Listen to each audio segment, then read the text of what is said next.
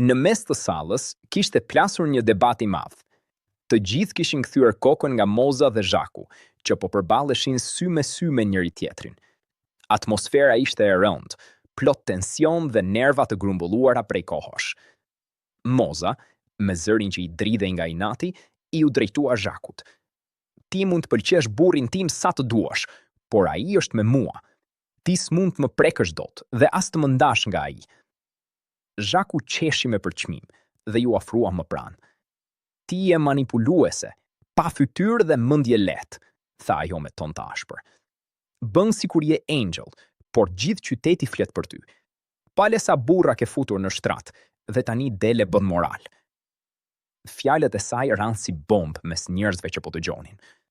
Moza u skuq nga zemrimi dhe ngriti zërin edhe më shumë. Mos fol për moral ti.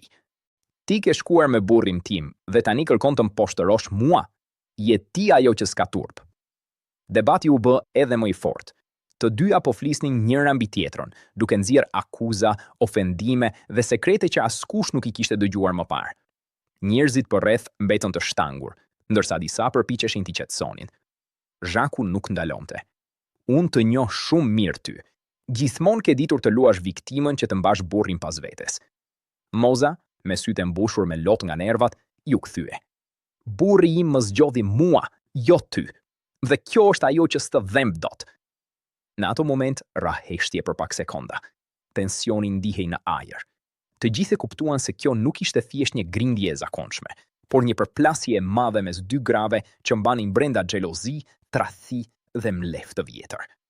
Debati vazhdoi edhe për disa minuta, derisa njerëzit ndërhyn për t'i ndarë. Por fjalët që u than atë natë mbetën gjatë në mendjen e të gjithëve.